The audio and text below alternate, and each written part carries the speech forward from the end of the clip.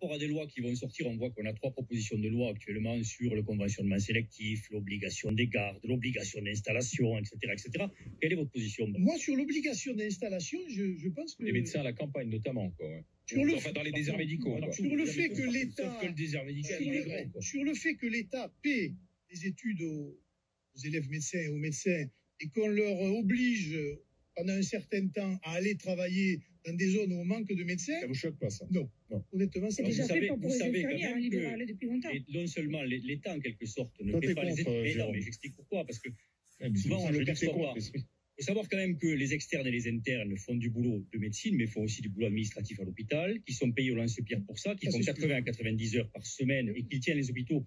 Preuve en est que quand ils arrêtent, les hôpitaux s'effondrent et que donc ils remboursent très largement la nation en faisant tourner les hôpitaux pour pot de balle. Et puis ils vont aussi à l'extérieur parce que les centres hospitaliers généraux, qui sont souvent à 200-300 km de leur habitation, c'est eux qui les font tourner aussi. Donc ils remboursent aussi la nation en faisant ça. Donc si on leur donne la double peine en disant non seulement vous allez exercer avec un taux de suicide chez les internes qui est de 3 fois celui d'un gosse au même âge. On va pas suicider parce qu'on se dit d'aller non, c'est pas ce que je te dis. Je te dis qu'ils sont épuisés. Je te dis qu'ils sont épuisés par les fonctions qu'ils ont et que l'État, s'il devait payer un salarié pour faire le boulot qu'ils font, le paierait 1,5 fois plus cher. Donc l'État économise sur le dos des internes. Donc il y a une espèce de pénurie de la médecine générale dans les villes.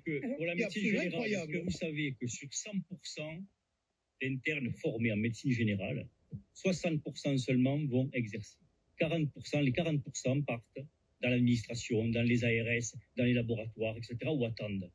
Donc déjà, si vous relancez l'attractivité, c'est ces 40%, vous les remettez en jeu, et vous avez résolu une part du problème. Et ensuite, deuxième problème, je vous le fais très rapide, 28 millions de rendez-vous non honorés.